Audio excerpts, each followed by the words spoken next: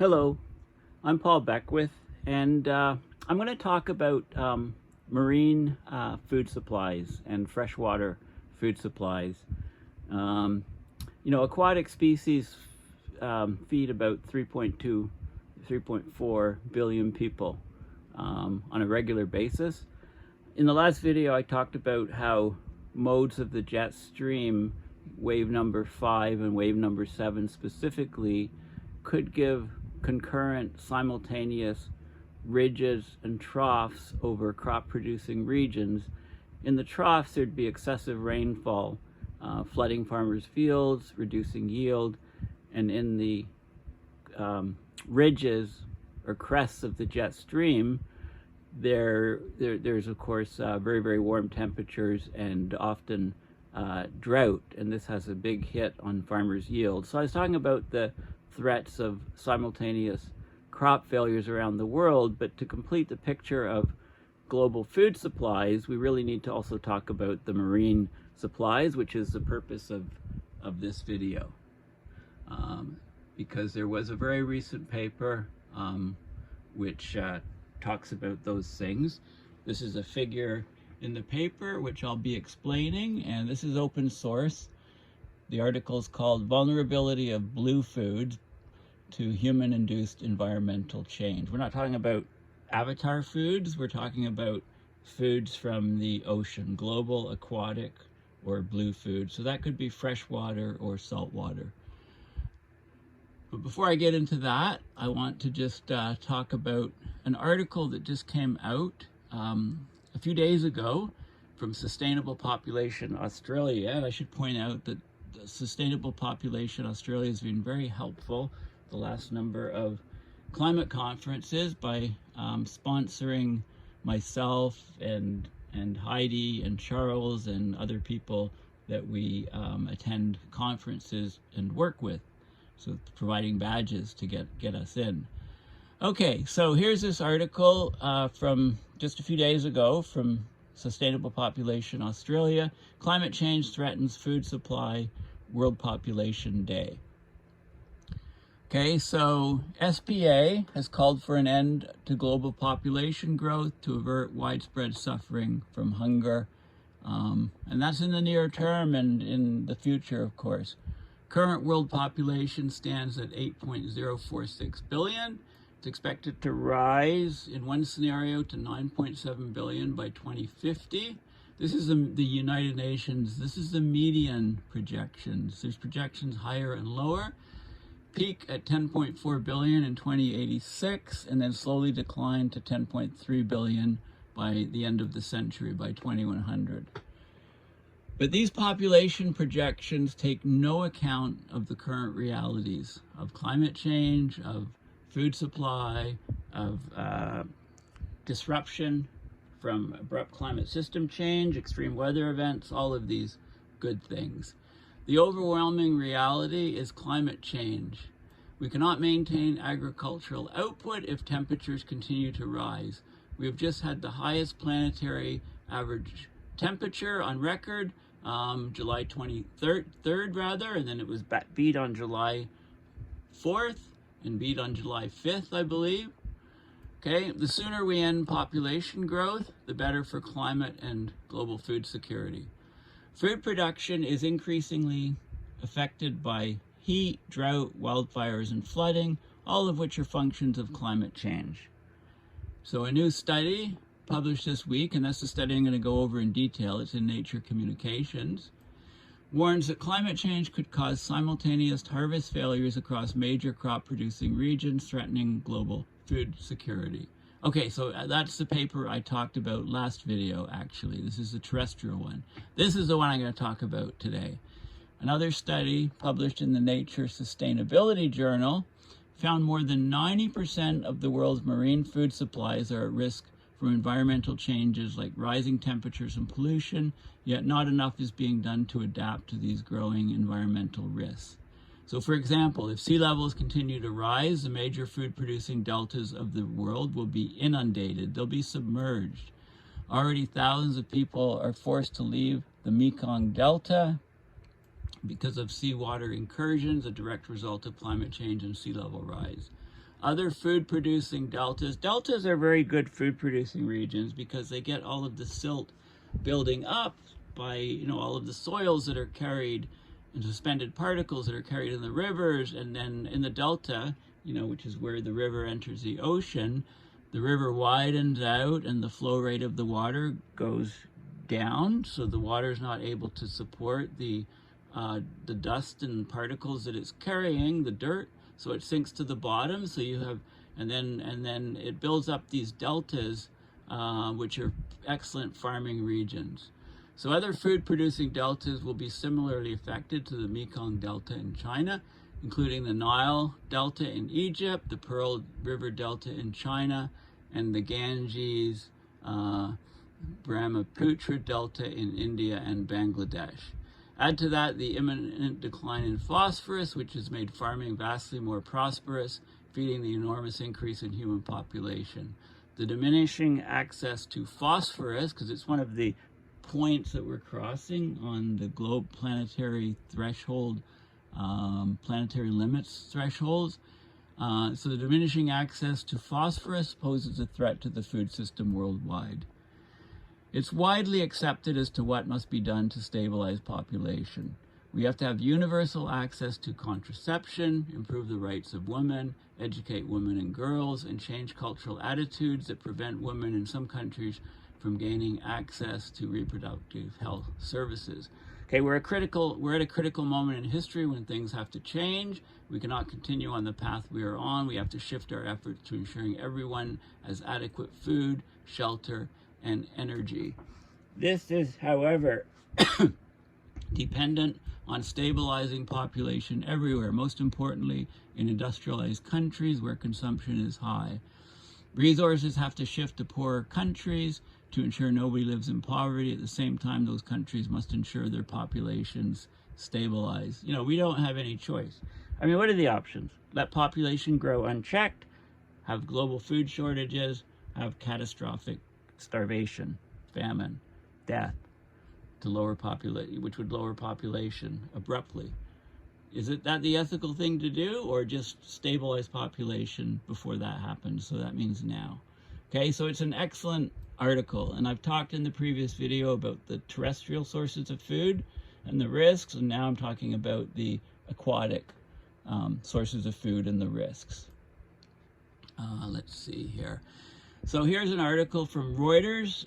Climate environmental change puts 90% of the world's marine food at risk.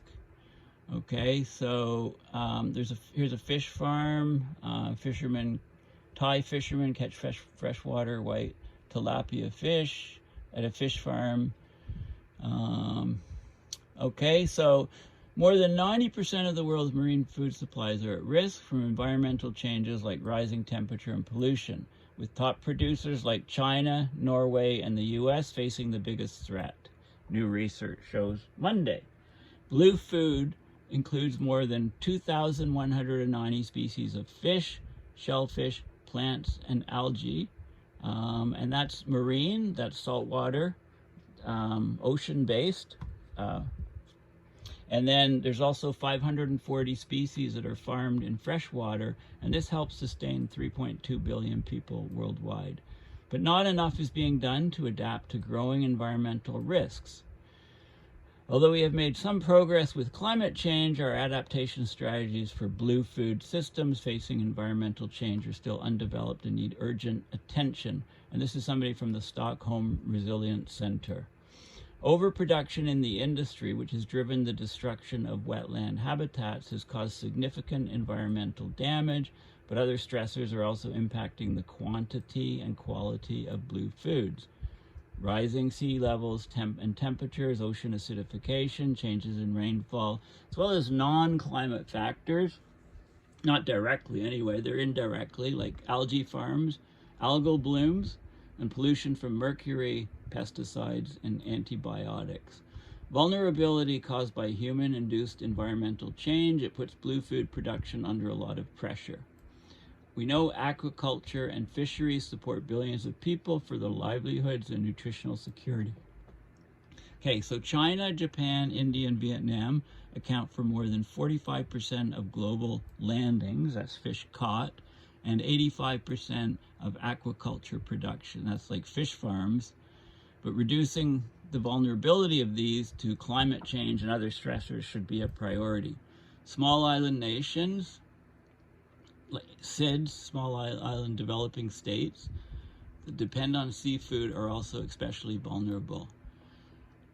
There's a UN treaty on sustainable development in the high seas was signed in March, and that should enable stakeholders to act in the common interest for the common good when it comes to protecting blue food resources. But other risks are on the horizon. So for example, Nauru in the Pacific Ocean is at the forefront of efforts to mine ocean beds for metals.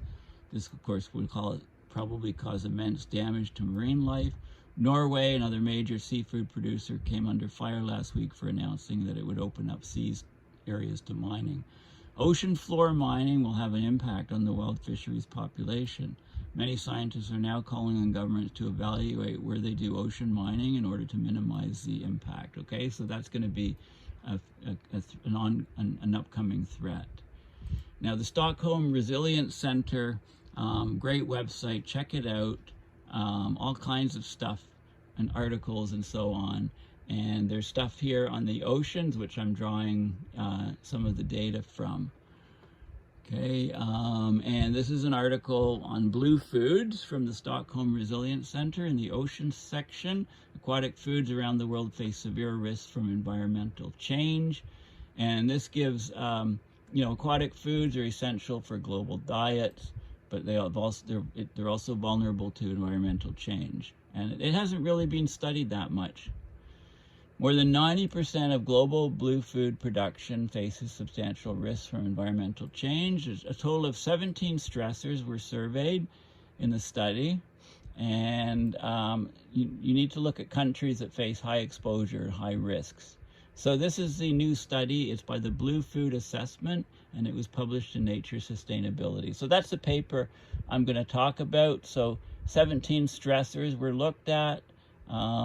Many different types of fishing and aquaculture, things were divided up into categories, and then the stressors were looked at for each country.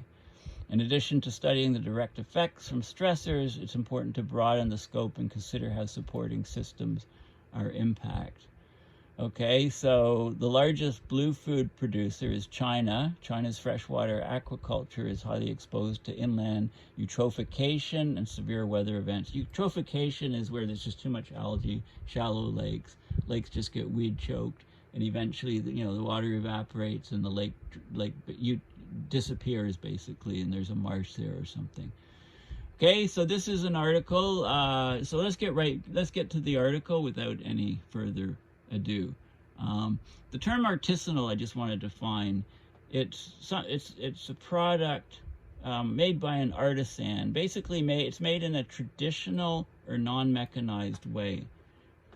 Is the idea of artisans. And this is the Blue Food Assessment. If you look at Blue Food Earth, it's a good website. It talks more about blue foods and what we need to do, why they're important, and what they're doing. A bunch of peer-reviewed papers to integrate key findings on blue foods, right? So it's sort of a website that, and the paper I'm going to talk about, the peer-reviewed paper, comes out of that study. Okay, so let's talk about this. So abstract and figures, basically. I want to keep this video fairly short. So vulnerability of blue foods to human-induced environmental change, a bunch of different authors. Global aquatic, or so-called blue foods, essential to over 3.2 billion people, face challenges of maintaining supply in a changing environment while adhering to, they have to be safe, and they also have to be sustainable. Despite the growing concerns over their environmental impacts, limited attention has been paid to how blue food production is influenced by anthropogenic environmental changes. Okay, so when people think of aquaculture, they think, okay, but what is it? How is it impacting the environment? They don't look at how climate change and all the other environmental stresses are impacting the aquaculture itself.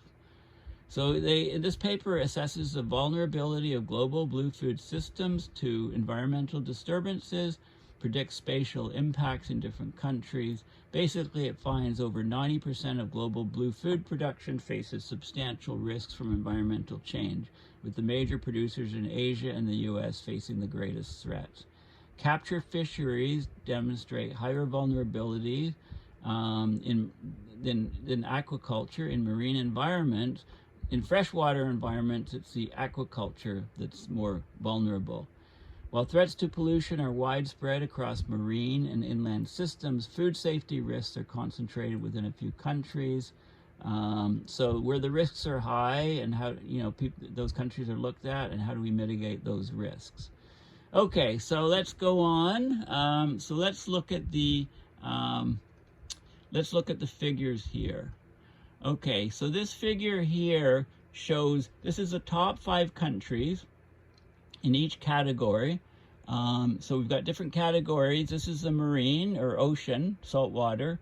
Green is freshwater, and pink is both. So top 5 countries with the highest exposure to anthropogenic stresses. And exposures are in terms of production, quality, quantity A, and food safety B. So this is quantity of food first, and this is safety of the food, how healthy the food is to eat, etc.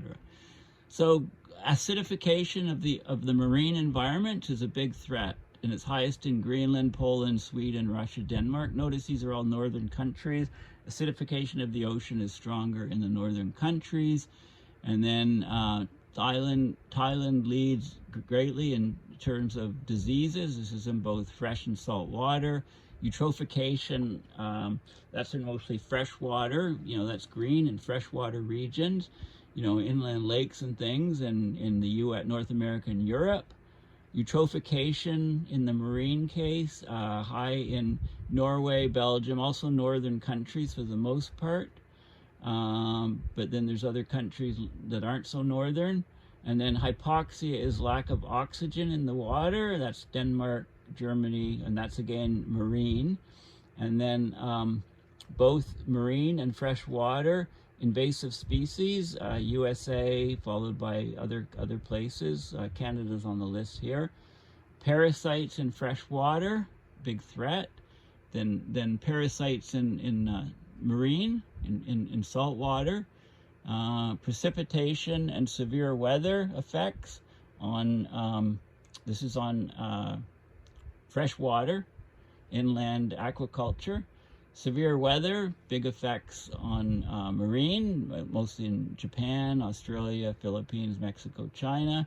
Sea level rise, affecting lots of the small islands, but also European places. Warming, affecting lakes, inland lakes and stuff. And this is in the freshwater. And warming, affecting, of course, the northern countries are warming more, so that's affecting the marine environments. And then in terms of safety, the same thing is done. Antibiotics are a big problem, okay? Antibiotics being flushed down the toilet, going into fresh waters. In Cyprus, it's a huge problem. Italy, Spain, these are the top 5 biggest problem areas in the world. Okay, and antibiotics in saltwater, marine systems, again, Cyprus, Italy, the same suspects. Bacteria in fresh water, some places. Bacteria in salt water. HAB is harmful, algae blooms, and this is in marine. So salt water, Polynesia, Philippines, France, USA, Canada. Mercury in fresh water, mercury in salt water, pesticides in fresh water, pesticides in salt water. And then POPs are polymeric organic compounds, sort of, chemicals in both freshwater and saltwater. Okay, so that shows sort of the countries that are most at risk to these sort of things. Now, this is a very useful cross chart. So here we have freshwater capture, freshwater culture, aquaculture, marine capture, and marine culture. So this is catching fish, and this is aquaculture, the fish farms. And there's got the categories that are all looked at, like artisanal, ART is artisanal, okay, which is not highly commercial, not highly mechanized. FW, freshwater. EXCH, exchange. So we got artisanal lakes, rivers, wetlands, and COM is commercial. Okay, commercial lakes. And then we have freshwater aquaculture, so cage, finfish, pond crabs, pond finfish, pond prawns, okay, and cages at the bottom sort of thing, and then the marine cases. Artisanal mix, commercial benthic, that's on the bottom, commercial pelagic, that's fish caught near the surface, ocean algae in the mariculture or aquaculture in the ocean, that's ocean algae, ocean bivalves, ocean finfish, and exchange ponds. So, and then these are the things that are affecting the production quantity and the safety. So non-climate diseases, parasites, invasion, eutrophication, hypoxia, altered precipitation for the climate, warming, acidification, severe weather. Okay, all the usual suspects are here. The chemical problem, mercury, POPs, antibiotics, pesticides, and biological, causing harmful algal blooms, non-indigenous bacteria, indigenous bacteria. So you can see the risks. And you know, the big circles are high risk, middle circles medium risk, low risk, and then, you know, the confidence, sufficient confidence is blue, very low confidence is poor. Poor confidence is pink.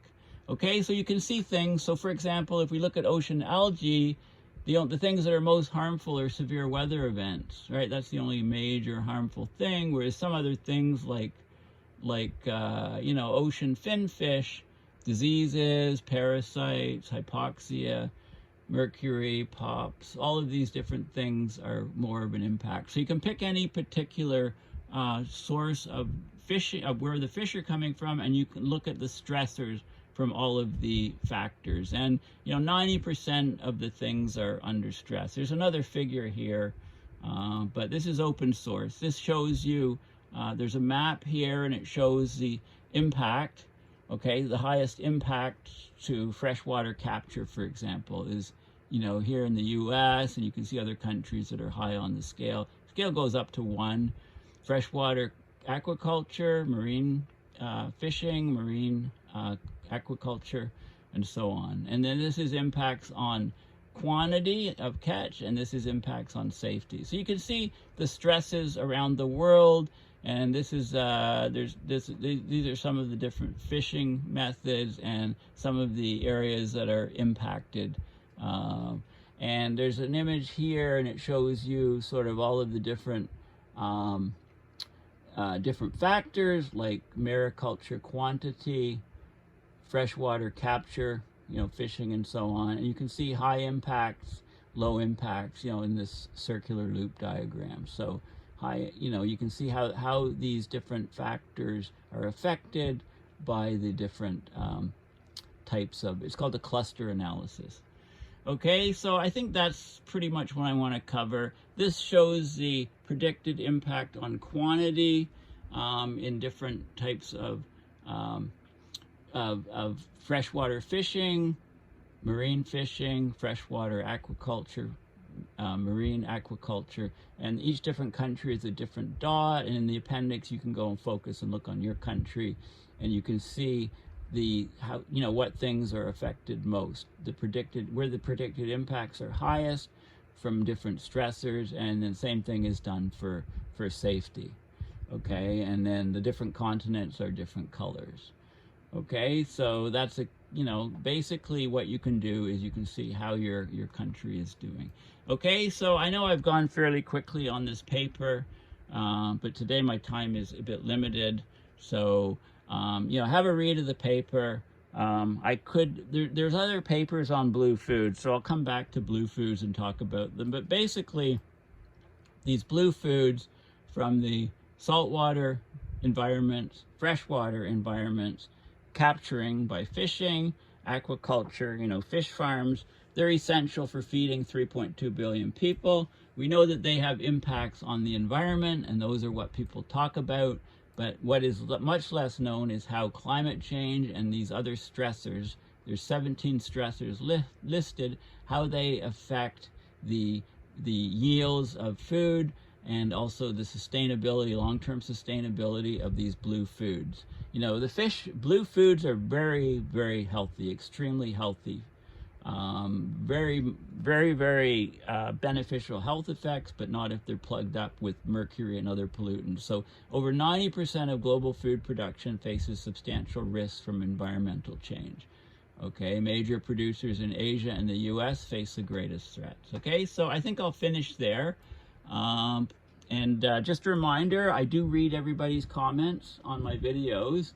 I don't always reply, I can't, there's too many, but I read them and often, you know, make comments if they're, you know, if you ask really good, you know, interesting questions, pertinent questions, then I really try to respond. So thanks again for listening. Please consider going to my website, paulbeckwith.net, and donating to my PayPal to support my research and videos. Okay, thanks again, and bye for now.